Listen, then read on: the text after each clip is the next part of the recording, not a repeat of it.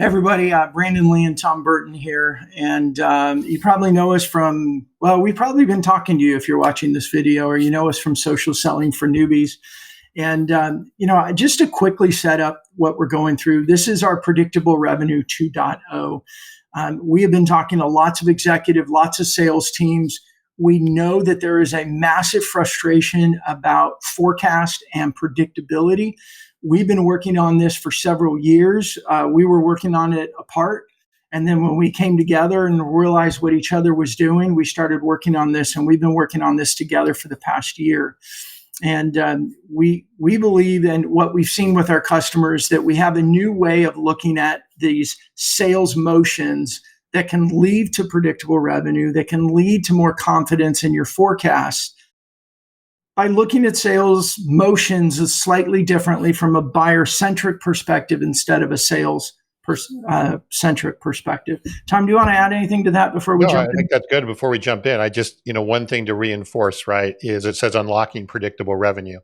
The goal of, accurate forecasting, predictable revenue, that's been around forever, will continue to be around forever. It's the common denominator of a sales organization. Yeah. We're just looking at this here in this presentation a little bit through a different lens based on a lot of homework and a lot of research and a lot of conversations over the last 12 months. So, yeah. And Tom, why don't you take this first slide? Because I know when you were doing the research for your book, you had a lot of conversations. You and I have had a lot of conversations recently that are very emotional around this, but you really have dove into this over the last several years. Yeah, there's, in talking to a lot of sales leaders and executives, business owners, there's a lot of frustration, and this frustration keeps getting worse related to what we were just talking about, the ability to, or inconsistent, unpredictable forecasting, sales teams that aren't hitting quotas, even as quotas are going down. So quotas get, reduced, but we're still not hitting quotas. Pipeline that just doesn't move, it's sluggish, high turnover, losing some of our best team, not being able to hire. A lot of these things have created this perfect storm of frustration that we've seen. And it certainly is not because we haven't been working hard. That's one of the things we really learned is sales teams and revenue teams are working as harder, if not harder than they ever have. But the results and the outcomes they're getting are not what we want. And obviously that's what we're going to explore here today. And just to kind of, tie into this, Brandon, is what we're finding is that what worked before isn't working now, right? What got us here won't get us there. Yeah. And even though we're not advocating here not working hard. In fact, if anything, we're going to, as we go through today, there's a lot of hard work involved, but a lot of the hustling and how do I just leverage my Rolodex and things that I did before are not working now. Yeah. And I know you've seen this as well. Yeah. And I would say, for clarifying too, that when we say sales hustlers, it's that whole work harder, pedal faster, make more calls, make 150 calls instead of 100. That's not working because the motion of cold calling isn't working as well as it used to.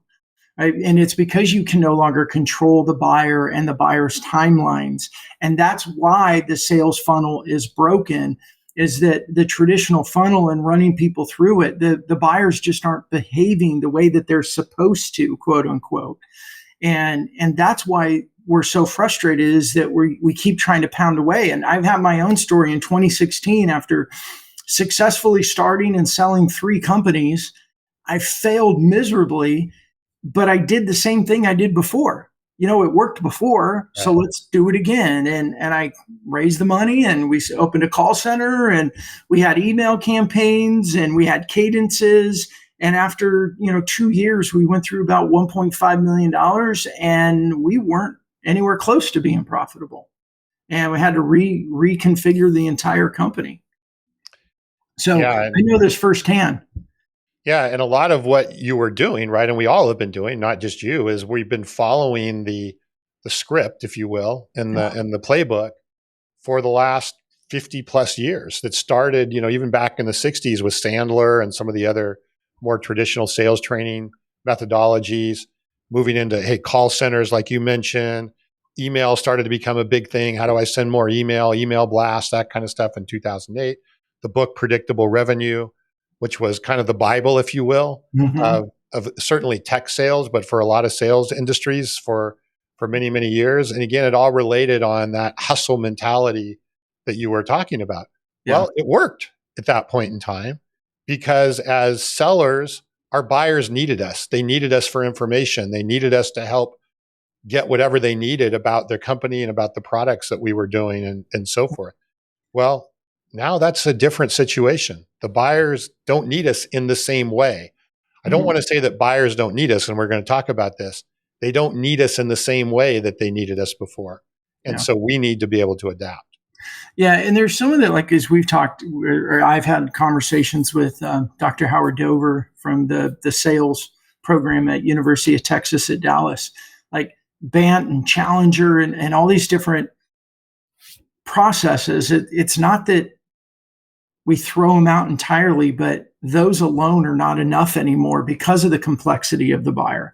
And what we're seeing is there's a process in prospecting, and then there's a prospect in selling, and they need to be separated because of the complexity with the way buyers behave. Yep.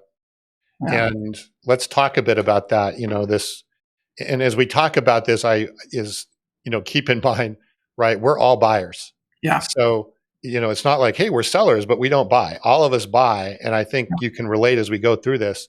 We all are doing this, not just our buyers.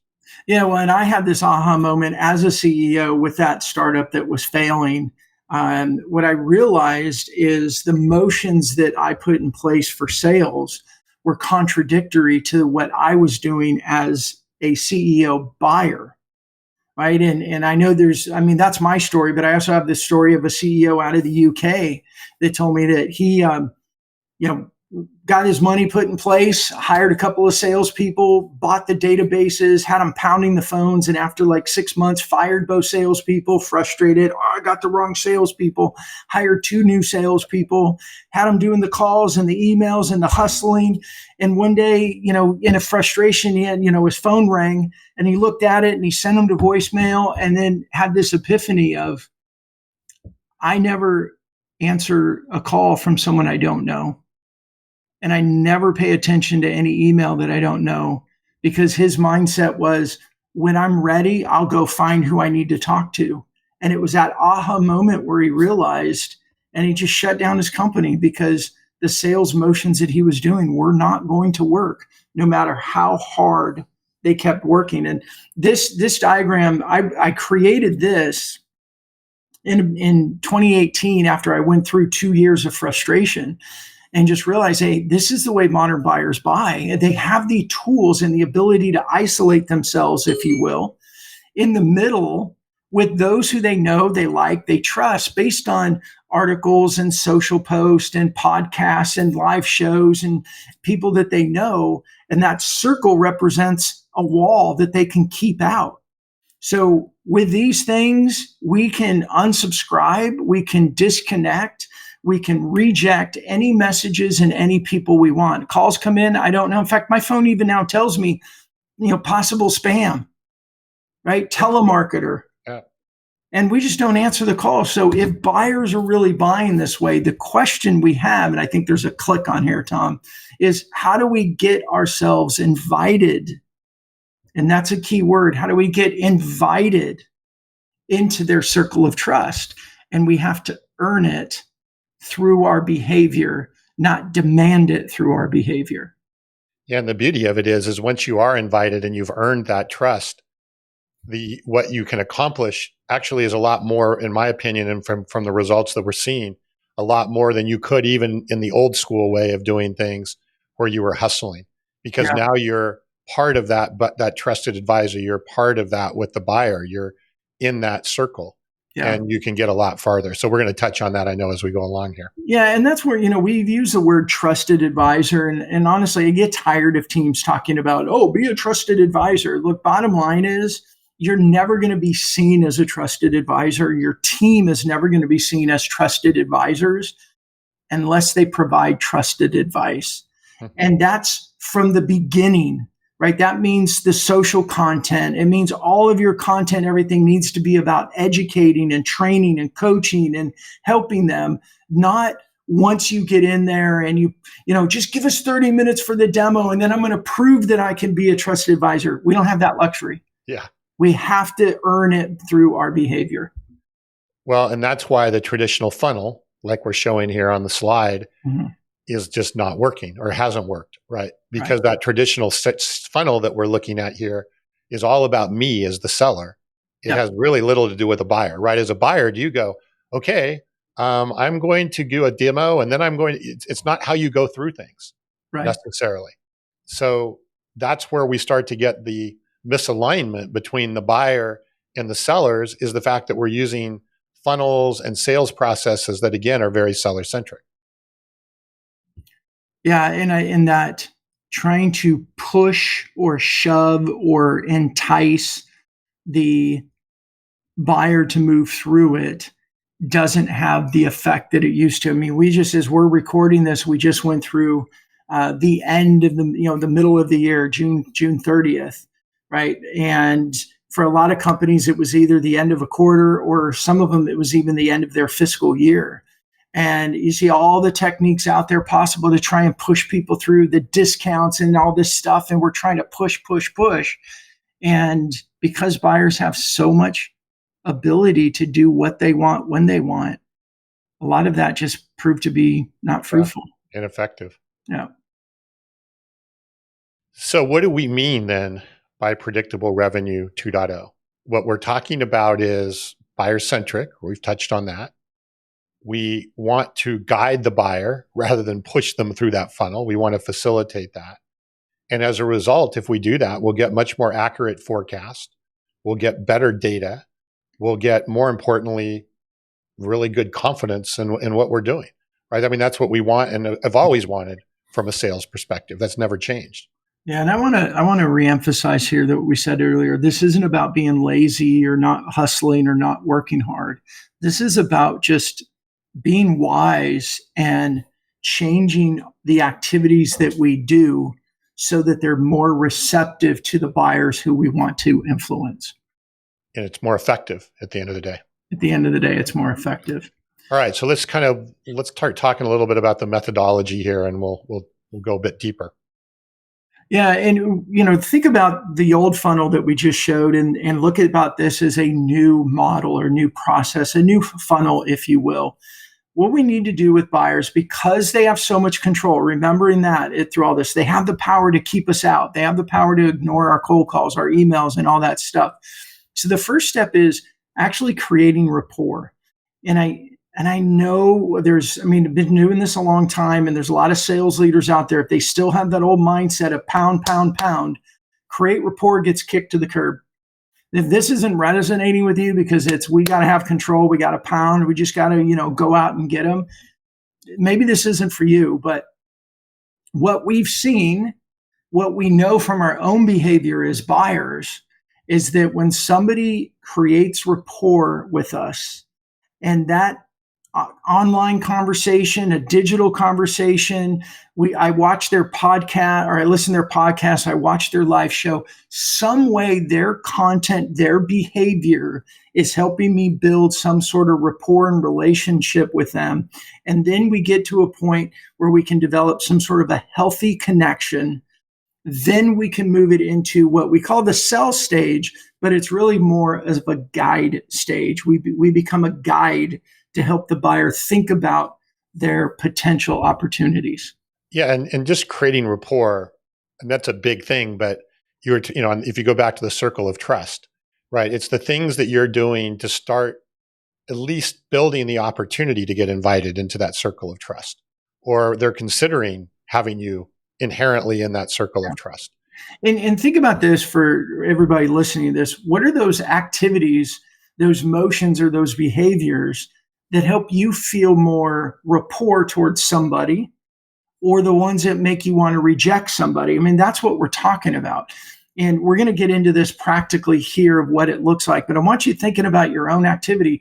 When somebody does something, we call it our human spam filter these days. People act in certain ways. They send us a cold connection request, or they text us out of the blue, or, we smell those things and go, oh, they're trying to sell something to me. Yeah. And we forget about that sometimes as salespeople. But on the buying side, we get those things and it smells like sales and we reject it really, really quickly because none of us want to be sold. We don't want to waste our time listening to some sales pitch that we didn't ask for. And unfortunately, too, even if it's something that would be valuable for us or useful for us, we don't even give it a chance because we're rejecting it before we even get started. Well, we reject the way in which it was done. That's right. And so the experience is repelling us. It may not even be the product or service or whatever it is that they're doing. So, all right. So our 3 circles here for predictable revenue 2.0 as it relates to those things. Let's jump into those here, Brandon, starting with our favorite, the modern mindset.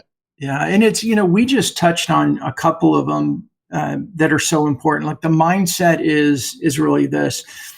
We need to understand the way buyers behave and we need to change our selling mindset that aligns with it. If we think hustle more, pound through, bug them until they respond, never take no for an answer, those mindsets are going to lead us to bankruptcy, right? They're going to lead us to being unsuccessful. Yeah.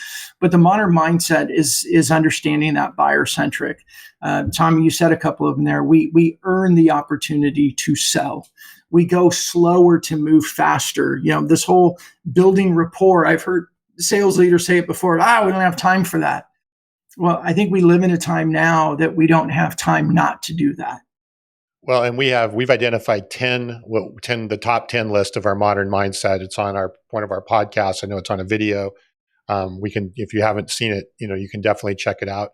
But what's powerful about this is we've seen sales organizations and sales leaders that have changed that mindset and the immediate results that start happening just by that alone. Yeah. Just by looking at things through the different lens without even implementing some of the techniques that we're going to talk about here going forward. Yeah. It's that by itself is game changing. Yeah. And then omni prospecting is like we're not saying get rid of your calls and get rid of your emails. We're saying use the right motion at the right stage with the right people. So having an open mind that where does social take place into this? And I know I always worry when I say social, some people are like, that knee-jerk reaction that this doesn't work.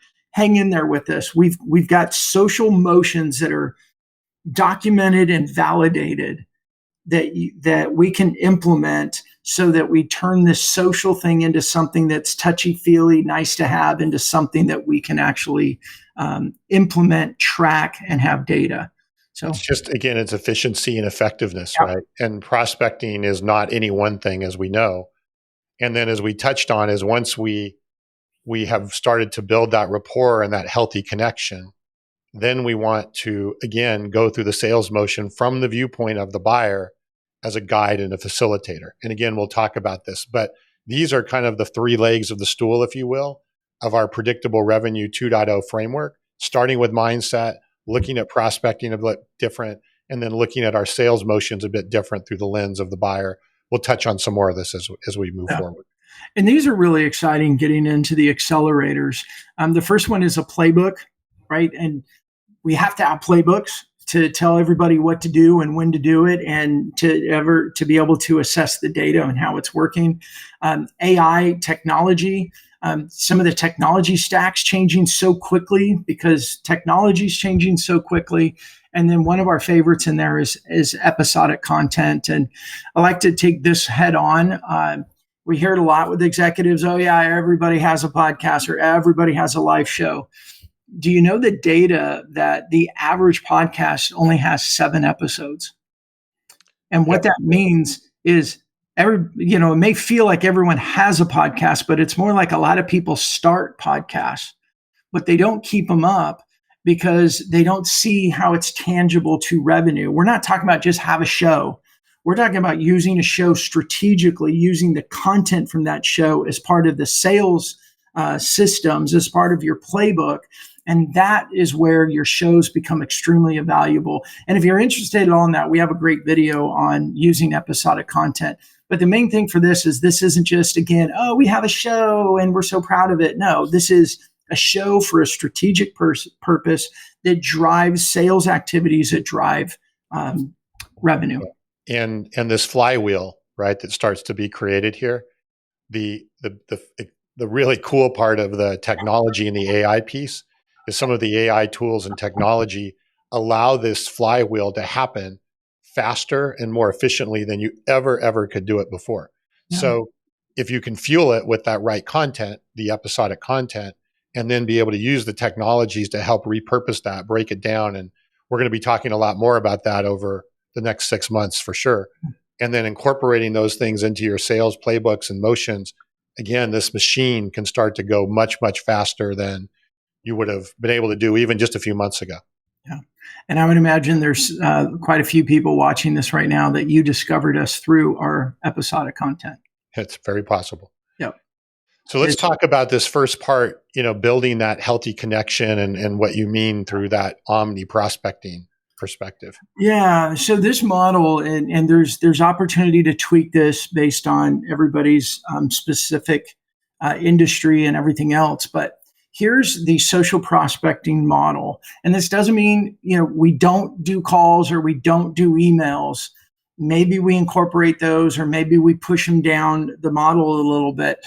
But remember, our first stage of this modern funnel is to build rapport. So when we go and engage with people in social, we are building rapport. We're becoming recognized. We're moving ourselves from being this cold and unknown person to somebody whose behavior, our actions, commenting on activity that they see or they do, puts us into their network. We're leveraging LinkedIn, that LinkedIn sends a notification and says, hey, Tom Burton's commented on a post that you commented on. You see his picture, you see his name, you get the notification in LinkedIn. Sometimes you even get an email from LinkedIn. Tom commented on a comment or on a post that you commented on. Click here to join the conversation. So what we're doing with this motion, there's a lot of data out there. We have our own data. What I love seeing is other people inside, like LinkedIn coaches or trainers or companies. I just saw one the other day, somebody we know, their message was 3 comments before you send a connection request will give you a 30 to 40% increase in accepted connection requests. But it's more important to get to that call. So it's engage, wait a few days, engage, wait a few days, engage, wait a few days, engage, and then send a connection request. But there's also the psychology and specifics of this. When you send that connection request, we help them recall. If I'm sending it to Tom, Tom, I keep seeing you in my news feed, right? That's very strategic. We want to bring that up. We want the psychology to be them going, oh yeah, I know this person. Yeah. I've seen them. Yeah. So we helped with their recall. Hey, I keep seeing you in my news feed. We seem to be commenting on a lot of the same post. I noticed that we're not connected. Is it okay for us to connect? And then once we get the accepted connection request, we say, thank you. That's it. We engage again. We're taking notes. So we remember what, a little bit of similarities or commonalities with them. And then we send a message asking for a chat. And for you sales leaders that are out there, this is intentional. This is a chat. This isn't focused on sales at this point. Remember with the funnel, it's build rapport. It's go slow to move fast. That chat is more of, we engaged that last time, go, gosh, Tom, you and I both commented on Kevin's post yesterday, got you up in my news feed again. We seem to be in the same network. Would you be open to a call to get to know each other? Something along those lines. Everything gets tweaked a little bit based on industry and based on company specifics. But this model, we have seen not only the 80 to 100% increases or more in accepted connection requests. More importantly, how do we use this to get that chat, to get that first conversation with our ideal customers? Well, and what we've seen, and again, I want to touch on a couple points here. One is, as you mentioned earlier, right, your motion, your process will be different probably from company to company. Number 2 is that, remember, we use the word omni prospecting. So we're talking about this as it relates to LinkedIn. But if you're going, oh, my people are, nobody that I want to reach is on LinkedIn or whatever, this framework can be adapted into other channels, hence the omni approach. It may be the differences, but the philosophy behind this can be adapted into other channels. So I wouldn't get caught up in that. I Yeah. think the last thing too about where you say ask for that chat or that intro call at the end, when that happens, yes, we see a higher percentage of accepted calls there, but more importantly, the quality of those calls Yeah. are through the roof compared to what you would get if you are cold calling somebody and somebody just happens to pick up the phone Yeah. or whatever. You now have a Agree high to a demo. quality intro call. Yeah. Yeah, and that's why we call it is a healthy connection. It's rapport to a healthy connection. This is a phase of the funnel. We want to build rapport to document and create that healthy connection. Yeah. And when we have that chat, we have that call. We don't turn it into a sales conversation because it's too early, unless invited to do so. And we can talk about that another time. But it's really about developing that healthy connection. Yeah. One of the ways that we've done this, and this has been over the years of helping teams, is that we ended up building Fistbump not to go build another technology, but we built Fistbump because we needed a technology to help lead salespeople and document it. So Fistbump is an extension. You see it in the top right corner. Go ahead and click it again, Tom. What it does is it'll open up and tell the salesperson how many tasks they have to do for the day, like any other sales engagement tool. Go ahead and click it again. When you click it, it'll automatically take you to the person in your list, your prospect, takes you to their most recent post or post activity. Take a pause right there. If you're one of those saying, oh, but nobody in our industry posts content, number one, that's changing dramatically, especially with AI. Number two, it's just not true. A lot of people in every industry are posting. The people you want to specifically talk to may not be posting as much, but we definitely have ways around that. But once you get here, you can see right there in the middle that it gives you the task. It tells you what to do. It tells the salesperson what to do. Hey, you're supposed to comment and engage with this person. Go ahead and click it again, Tom.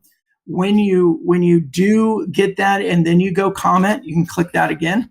After you comment, you see my comment down there in the bottom in the middle, we document it inside of Fistbump. So you'll be able to see with your sales team, did they do the social activities they were supposed to do? Right? If they skip it, you'll see that they skipped it. If they just didn't do it, you'll see that it's blank. So the history right there on the right side at the bottom, you can see that today I made a comment. And if you go to the next screen, Tom, you'll be able to see when we go click to the next prospect, it's going to move us to the next one. And it takes you to the next person. This is a screen of Fistbump where you can see that we document everything. The date and time, the link to the post, the comment that was made, the prospect that it was made for, and all that content goes right into your CRM system. So you can see exactly the activities that were taking place. It's a really great way to organize a lot of the things that we've been talking about here to really make it a lot more efficient and trackable and manageable. Yeah. And then we can, then use that all on a dashboard, right? Again, same sort of analytics that maybe we're used to with the more traditional techniques. We can now look at that here through that buyer-centric lens and that building rapport lens. Yeah, and what we've known over the years as sales leaders is that we have processes and we need to make sure they're doing all the steps within each process. They're doing the action, doing the motion. And one of the big complaints over the years why I think social selling has been it's been so perceived as soft and fluffy is that we couldn't document it. And that's why we created Fistbump to be able to document it. You'll be able to see how many prospects are on the first comment, the second comment, and so on and so forth. And the best thing at that is we'll be able to get to a point that we have a percentage. We can see in this case, it's 52.7% of people that have gone through this salesperson's commenting, prospecting stage have been converted into a healthy connection that then moves into the sales process or the sales stage. So once you've built those healthy connections, which is what we all want to do, and get those intro or that initial phone call, now we want to take the next step. And obviously, if someone is interested in what we're doing, either help them facilitate what they need to get to create more demand and build that trust. So this is the next stage of the process, which we call the guide or the sell phase. And again, our whole goal here is to turn these healthy connections into sales opportunities. But we're going to do that with the buyer in mind. And we're going to look at it from the end in mind, which is what it is that we want to do, which is obviously get to a point where we create a new customer. And the way that we do that is we do this through an approach. This is what one of the key areas I've documented in my book, The Revenue Zone, is something we call buyer-centric selling. And the big idea here is that once we've built that healthy connection down here in the lower corner, we want to facilitate their journey kind of step by step all the way along, where we're creating demand around our product or service while at the same time creating trust with ourselves and with our organizations. And that do this in a very specific way. So every product and every business will have a different journey that the buyer will go through, and we want to help facilitate. But think of these little yellow steps here, which we call the yellow brick road, as essentially different pieces of content that are provided at the right time in their journey that helps facilitate getting them from here to there. And again, we'll show you in a minute, we can track this, but more importantly, we're laying out a journey or a guide and a journey for our buyer to follow that, again, we're helping to facilitate rather than forcing them through some funnel. Because at the end of the day, we want that. If we were forcing them through the funnel, we want somebody coming out of the other end that has demand and has trust. Unfortunately, it doesn't usually work that way. Yeah. And the way this looks practically is we go through the process of creating a healthy connection, which means that little person is in the bottom left corner of the revenue zone matrix. And in order to get them to the top right corner, we've got a library of content, if you will, for each step along the way. And those steps are all well thought through of, hey, we can't get a buyer to go from the bottom of the staircase to the top in one big jump. So what are the steps that are logical that play on top of each other? And we have a library of content or pieces of content for each step that now the salesperson is able to share with them because they built that healthy connection. And now it's like, hey, Tom, really enjoyed our conversation last week. Knowing that you're a co-founder of a technology company, I thought this piece of content would be really of interest to you because of XYZ reasons, and drop the piece of content. And we also facilitate this inside a fist bump for every step of the way. Inside a fist bump, you'll see again on the right side, if this stage was now to share a piece of content on, say, step 1 or milestone 1 on the yellow brick road, it'll pop up inside a fist bump. And the salesperson, they simply copy it. They can edit it. We highly encourage making things personal. They've already built a relationship or a healthy connection with them. So they can copy it right there and either send it to them inside of LinkedIn. Of course, we can also do this in email. We can do this in phone calls. We could even do this in text messages. We're just showing the way of doing it inside of LinkedIn, especially because we've noticed that LinkedIn tends to have the better, more efficiencies. And of course, we've got data. Yeah, and again, we have the dashboards for tracking those step by step, that yellow brick road, and what content is being consumed. And by the way, this is where your episodic content really starts to take off and have a tremendous amount of value. But we'll save that for another conversation. I think that's important, though, Tom, for them to understand is that, our episodic content or snippets from your episodes are great pieces of content for different steps. Yes. Right. It gives credibility when your salesperson can share, hey, Tom, I wanted to share this with you. This is a 5-minute clip from a show, from one of our episodes on our show on XYZ. There's a lot of credibility that also comes with that. There's, hey, this is from a show where so-and-so was a guest. There's more credibility with the show. So anyway, again, the point being is we're tracking this all the way along, and then we're using this to build our forecast, to build our pipeline models, all of that stuff. But we're doing it through the lens of the buyer versus the lens of the seller. And I think that's I know it's a huge difference because, as we just talked about, right on the left-hand side, we're trying to control the steps here and build our pipeline based on how people are moving through our funnel. But yet as buyers, we don't care about our sellers' funnels. We care about the journey that we're going through.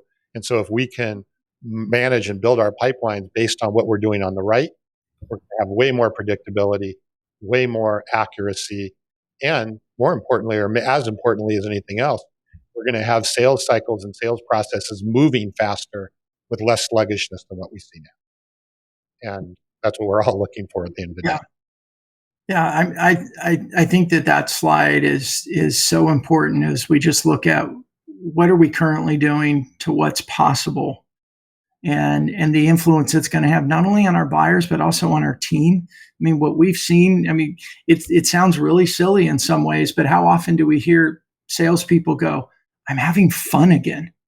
Yeah. This is Oh, fun, yeah. and it's working." I mean, they're And it's closing winning and deals. I'm helping and I'm getting Yeah. people that are interested and I'm not just having, people ghosting me and all the things that we tend to hate as salespeople. So the bottom line here, right? Predictable revenue 2.0, it is a formulaic system, which has always been the case of most sales approaches and methodologies. As we mentioned, it's very buyer centric. It's a very different type of funnel, but it's a tool for sellers as well as for leadership and from executive perspective to rethink what they're doing so that we can achieve the results that we're trying to achieve. And what success looks like with this, of course, is consistent and predictable forecasts. To have those high performing teams, pipeline that has a flow to it, and get rid of that sluggishness, and engaged, satisfied customers. But I keep coming back to what we've heard so much lately is also an engaged and satisfied sales team.